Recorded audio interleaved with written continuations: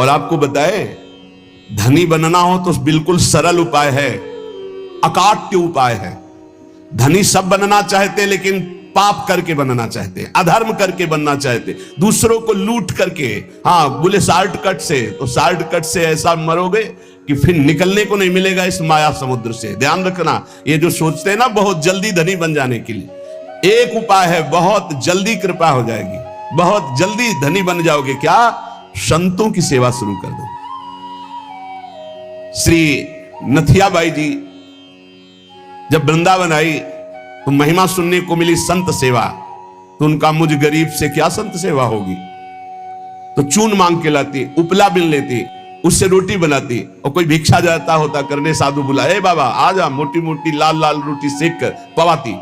अब धीरे धीरे भिक्षा से जाने वाले साधु उनके यहां जाने लगे, रोज मांगना, मांग कर लाना, बनाना, पवाना, पवा के बैठी, फिर संत आ गए, लाओ माई, फिर आटा लगाया, फिर कभी ना नहीं किया। एक दिन वो हुआ कि बोरा में लद लद करके अन्न और व्यवस्थाएं, बिहारी जी स्वयं एक दिन वो गाड़ी में लद करके आ रहे थे, आटा और सब सामग्री लेने गई थी मैया, और वर्षा होने लगी तो छाता मैया को दिया, और आप लालटेन ले हुए और कहे आओ मैया इस रास्ते से आओ, बैलगाड़ी थी ऐसे। तो सोचा ये नव किशोर 14 वर्ष का बालक कितना कृपालु है, ऐसी वर्षा में स्वयं भींजता हुआ हमें छाता दे, क्योंकि संतों का अन्न है। नहीं छलिया अगर अपने को जानने नहीं देना चाहता तो कोई नहीं जान सकता। जब दूसरे दिन बिहारी जी के दर्शन करने गई तो देखा एक हाथ में लालटेन, एक हाथ में छाता। बोले अब हमें समझ में आया कि कौन था, आप थे बिहारी जी। श्री महामहिम परम भागवत सुदामा दास जी महाराज बिल्कुल इसी पद्धति से संत सेवा शुरू की थी। गौओं के उपले बिनकर लाना और आटा मांगकर संतों को रोटी बनाना और पवाना, और आज सैकड़ों संतों का रोज प्रसाद होता है। तब से लेकर अभी तक रोज संत सेवा, सैकड़ों संतों के आसन लगे हुए, सैकड़ों संतों को भोग प्रसाद पवाया जाता है। रसिक मुरारी जी ने गुरु आज्ञा का पालन, संत सेवा करनी, पर संत सेवा का बहुत कठिन व्रत है, बहुत कठिन व्रत है, क्योंकि अलग अलग स्वभाव के संत, अलग अलग भाव के संत। ध्यान से सुना जाए, संत सेवी भाव रखने वाले उपासक, आपकी एक विलक्षण भावना थी, सब संतों का चरणोदक उतारते। ये भी ध्यान रखना चाहिए कि उसमें ये नहीं देखना चाहिए कि इनके पैर गंदे हैं, इनमें क्या लगा हुआ, नहीं, जब चरणोदक उतार रहे हैं तो सबके, भले कुष्ठ क्यों ना हो, उनके चरणों में लीला हो सकती है, वही भगवान हो सकते हैं। ध्यान रखना, जब चरण धोने के लिए संतों के बैठते हो आप लोग, तो उन्हीं में से ऐसे आ सकते हैं घृणित वेश धारण करके कि जिनको छूना भी अच्छा नहीं लगेगा। बहुत चाव भाव से उनके चरण धो, ये मत सोचो कि इनके पैर कैसे घृणित है, घाव है, क्या है, ऐसा नहीं, बिल्कुल सावधान। लीला कर सकते हैं, हरि हैं, बड़े लीला बिहारी हैं। रसिक मुरारी जी के धन क्या था?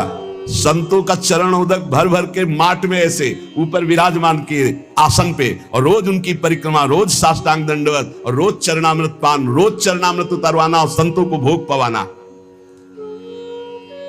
संतों के चरणामृत में किसी भाग्यशाली की निष्ठा होती है। मटकों में भर भर के रख के जैसे कोई संपत्ति रखता है, ऐसे बड़ी कृपा है, गुरुजनों की बड़ी कृपा है जिनको संत चरणामृत में।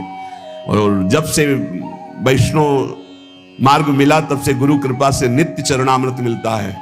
500 वर्ष पहले महापुरुषों के जो चरणामृत वो आ करके अपने आप कृपा करके दे गए। ये तुलसीदास जी का चरणामृत है, ये अमुक संत का चरणामृत है। तो गुरु कृपा से बहुत से पात्रों में चरणामृत ऐसे रखा है, रोज दर्शन, रोज पान, रोज सौभाग्य मिलता है। चरणामृत उसकी पूजा करते, आरती उतारते, परिक्रमा करते, दंडवत करते संतों की चरणामृत की।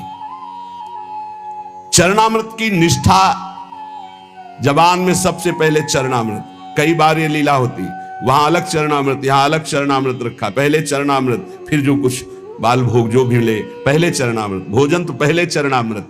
चरणामृत की निष्ठा होनी चाहिए, ऐसा नहीं कि भोजन देखा टूट पड़े। श्रीधर बाबा जी की हमने निष्ठा देखी, अगर चरणामृत बोले बाबा चरणामृत तो संपन्न हो गया, तो फिर प्रसाद नहीं पाते, फिर दूसरे दिन चरणामृत जब मिलेगा तभी प्रसाद पाएंगे। बड़ी निष्ठा होनी चाहिए चरणामृत में, संत चरणामृत में। कभी कभी विचित्र लीला हुई, संत चरणामृत उतारा गया और 4 दिन के बाद दुर्गंध प्रकट हो गई। अब इतनी कीमती चीज कैसे फैला दे? तब फिर आया कि उसको ढक्कन खोल के रख दो 10 दिन, अपने आप सब खत्म और निर्मल। ऐसा कभी चरणामृत हो तो फेंकना नहीं, उसको बड़े ढक्कन वाले में ऐसे पात्र में रख के ढक्कन खोल के ऊपर से महीन कपड़ा रखकर छोड़ दो। वो 10-15 दिन में एकदम बहुत स्वादिष्ट और उसकी दुर्गंध खत्म हो जाएगी। लीलाएं होती हैं, उसको दुर्गंध समझ के फेंक मत देना। वैष्णव जनों की ये निष्ठा होती है, चरणामृत से बहुत दिव्यताएं प्राप्त हो जाती, बहुत दिव्यताएं प्राप्त होती है। यदि साधु सेवा नियम पूर्वक, दैन्यता पूर्वक, भाव पूर्वक की जाए तो भगवान संतों की जिह्वा से ही प्रसाद पाते हैं। स्वाद ले लेकर संतों की जिह्वा से पाते हैं। संतों का चरणामृत उतारा जाए, संतों की आरती की जाए, संतों को प्रसाद पवाया जाए तो भगवान बहुत जल्दी प्रसन्न हो जाते हैं। गुरु आज्ञा श्री रसिक मुरारी जी ने संत सेवा का बड़ा ही विस्तार किया। रोज संतों का निमंत्रण। जब तक गुरु वचनों पर विश्वास नहीं होता तब तक बल नहीं आता अध्यात्म का। आपके हृदय में संत वैष्णवों के प्रति अपार सुख देने की भावना आ गई, क्योंकि गुरुदेव ने कहा संत सेवा में ही भगवान की प्राप्ति होगी। श्री प्रियादास जी कह रहे कि रसिक मुरारी जी की संत सेवा की महिमा का वर्णन या संतों के प्रतिभाव का वर्णन एक जिह्वा में कैसे करूं, मतलब इतनी अपार संत सेवा की भावना। मेरी बुद्धि थकित हो जाती इनकी महिमा देख करके संत सेवा की।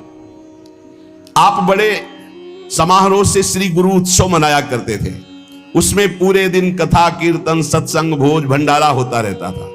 सब संतों को बड़ा सुख प्रदान करते थे। यह उत्सव 12 दिन तक लगातार गुरु उत्सव चलता। 12 दिन भक्तों की भीड़ रहती, जो देखने में अत्यंत आनंद प्रदान करने वाली होती है। गुरु उत्सव, इस उत्सव का नाम दंडोत्सव है। इस संबंध में कथा आती है कि इनके गुरुदेव श्री श्यामानंद जी श्री वृंदावन में जब वास करते थे तो नित्य प्रति सेवा कुंज में सोहनी लगाते थे। सोहनी लगाना हमारे ब्रज की बहुत बड़ी उपासना है, जिसे साधारण भाषा में कहते हैं झाड़ू लगाना, तो यहां सोहनी लगाना कहते हैं। तो रोज सेवा कुंज में सोहनी लगाते थे। सेवा कुंज में प्रिया प्रीतम नित्य विहार करते हैं, तो इनको एक अपार सुख मिलता कि मेरे श्यामा श्याम यहां विहार करते, मुझे सोहनी सेवा का सौभाग्य मिला, मैं उनकी दासी हूं।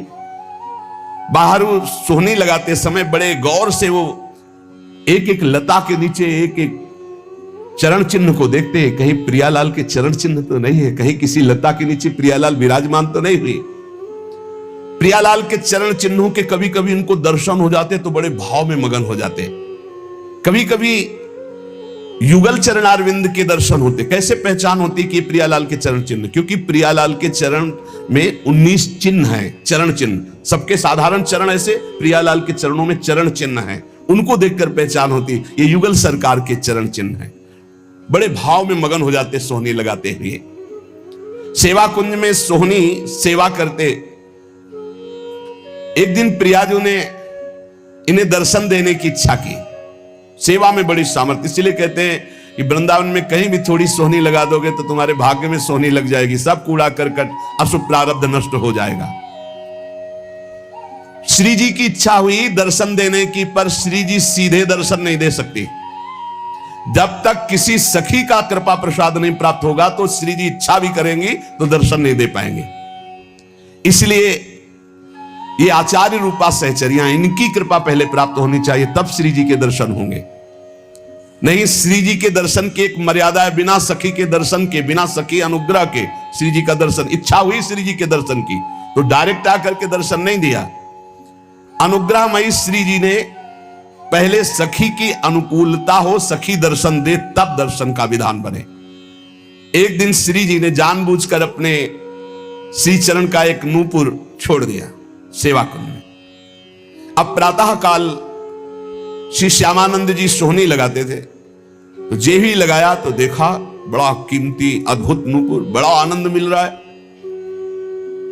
विचार किया किसी नवविवाहिता का होगा, ढूंढने आएगी, दे देंगे। तो अपने अचला की छोर में संत है, बांध कर अपने माथे पे रख के साफा बांध के सोहनी लगाने लगे। सोच रहे थे किसी की बेटी या किसी की नवविवाहिता बहू का ही है, क्योंकि बहुत खोजने आएगा तो देंगे। श्री जी ने अपने आभूषण श्री ललिता जी से कहा कि संभाल करके मंगला के आभूषण रखो। तो उनमें कहा, प्यारी जी आपके एक श्री चरण का नूपुर तो है ही नहीं, जानबूझ के श्री जी ने गिराया था, क्योंकि जब तक सखी कृपा नहीं होगी तब तक श्री जी दर्शन नहीं देंगे।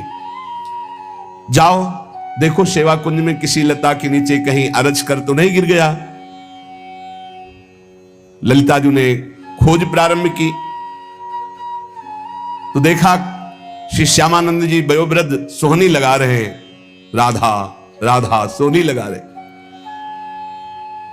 ललिता जी ने विचार किया मैं अपने स्वरूप से जाकर के इनसे मांगूंगी तो अच्छा नहीं रहेगा, तो साधारण वेश में गई और कहने लगी कि बाबा यहां सोहनी लगाते नूपुर तो नहीं मिला,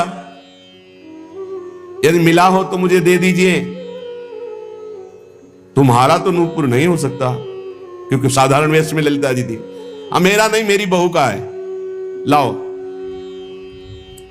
नहीं ऐसे तो मैं नहीं दूंगा, तुम्हारी बहू का है तो पहले वो चरण दिखावें जिसमें वो नूपुर बंधा है, और ठीक हमारे जैसा नूपुर है कि नहीं, वो अगर है अभी दे दूंगा, अगर नहीं दिखाया नहीं दूंगा। अंदर आनंद हो रहा है कि इस नूपुर में कुछ तो है, क्योंकि इसकी खोज हुई है और ये जो हमसे बात कर रहे हैं बड़ा अपार आनंद मिल रहा है, पर ये अपने वेश को छुपाए हुए ये दिव्य है, कोई साधारण नहीं है। अरे नाय बाबा तू मुझे दे दे। नहीं नहीं मैं आपको दे दूं, और थोड़ी देर बाद जिस बहू का गिरा है या जिस बेटी का गिरा है वो आके बोले कि मेरा नूपुर, तो हम तुम्हें कहां खोजेंगे? नहीं, हम तभी देंगे जब दूसरे चरण का नूपुर पहना के, तब हमें वो नूपुर वहां, तो ये नूपुर ले उनके चरण में बांध दो। बहुत हट किया ललिता जी ने, नहीं दिया। तब जाकर श्री जी से बात की तो श्री जी ने कहा सखी अब तो हम ही को चलना होगा, क्योंकि बहुत जिद किए है और श्री जी दर्शन देना चाहती थी, इसलिए ये लीला की।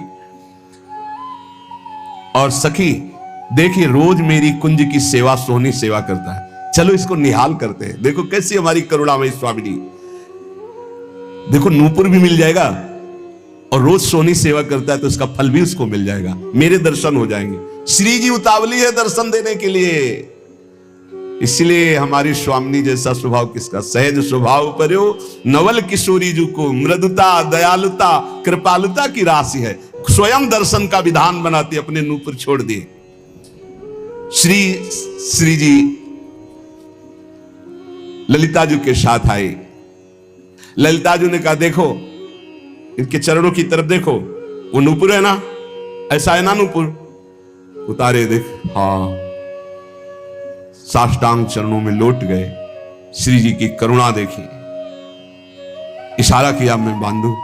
श्री जी ने श्री जी के चरणों में नूपुर बांधा और श्री जी ने वरद हस्त श्यामानंद महाप्रभु के मस्तक पर, क्या सौभाग्य। ये कथाएं नहीं है, यही की सत्य घटनाएं हैं। ये घर है श्री जी का घर, ऐसा न समझो किसी युग की कोई हम कथा कह रहे हैं, ये घर है श्री जी का प्यारे। यहां आज भी श्री जी, कैसे तुम्हें बताए, बस वाणी की सामर्थ्य नहीं, कहा कहो एक जीव सखीरी बात की बात बात। श्री जी दुलार कर रही श्यामानंद, मेरी कुंज की सोहनी लगाने वाली मेरी ये सखी है, दुलार कर रही।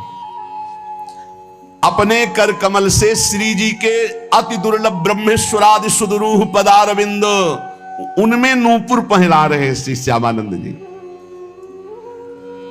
श्री जी बहुत प्रसन्न, लौट गए फिर चरणों में, तो अपने श्री चरणों की जो नूपुर बांधा था वही झनकारते हुए ऐसे मस्तक में किया, तो नूपुर की दिव्य छाप श्यामानंद महाप्रभु के मस्तक पर पड़ गई।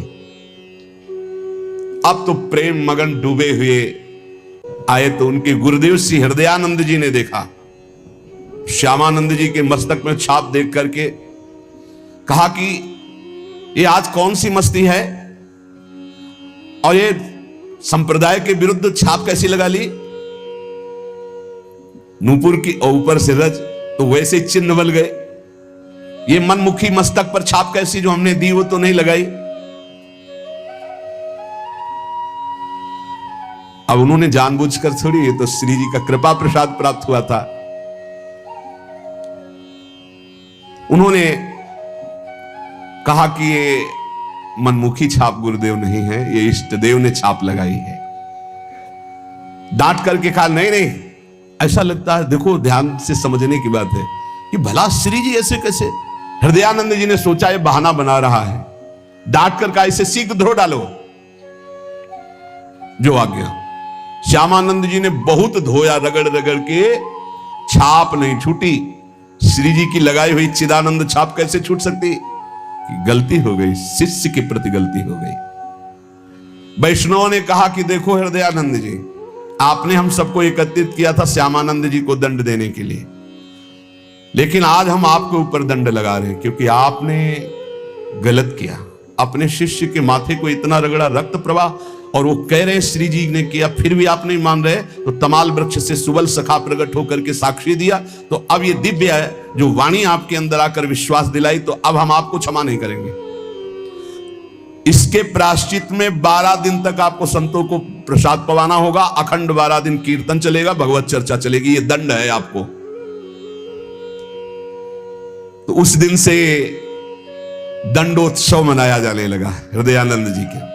श्यामानंद जी तत्काल समस्त वैष्णव के समक्ष खड़े होकर हाथ जोड़कर कहा कि गुरुदेव को जो ये दंड शब्द कहा गया है, ये मैं स्वीकार करता हूं।